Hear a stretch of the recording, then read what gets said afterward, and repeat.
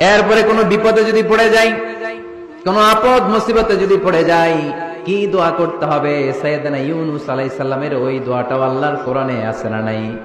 লা ইলাহা ইল্লা আনতা সুবহানাকা ইন্নী কুনতু মিনাজ জালিমিন। সবাই পড়েন লা ইলাহা ইল্লা আনতা সুবহানাকা ইন্নী কুনতু মিনাজ জালিমিন।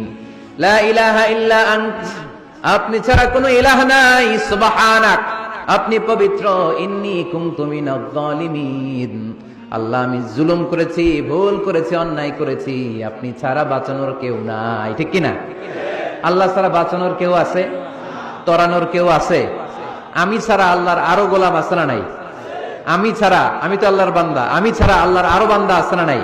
কিন্তু আল্লাহ ছাড়া আমার দ্বিতীয় কোনো রব আছে? দোয়া এটা বলবেন, আল্লাহ আমি ছাড়া তোমার গোলামের অভাব নাই, আমি ছাড়া তোমার বান্দা বান্দির অভাব নাই, কিন্তু তুমি ছাড়া আমার কেউ নাই, তুমি ছাড়া আমারে ক্ষমা করার বাঁচানোর কেউ নাই। এজন্য বিপদে পড়লেই একটা নাম নিতে হয়, তিনি কে? লা ইলাহা ইল্লা আনতা সুবহানাকা ইন্নী কুনতু মিনাজ জালিমিন। এটা বিপদে পড়ার দোয়া, বিপদে পড়লে এই দোয়া পড়বেন। মুক্ত করবে কে? মাছের পেট থেকে সাইয়েদনা ইউনূস আলাইহিস সালামকে বাঁচালেন কে? আমাদের দেশে এটা শুধু ওই যে বজ্রপাত পড়লে পড়ে।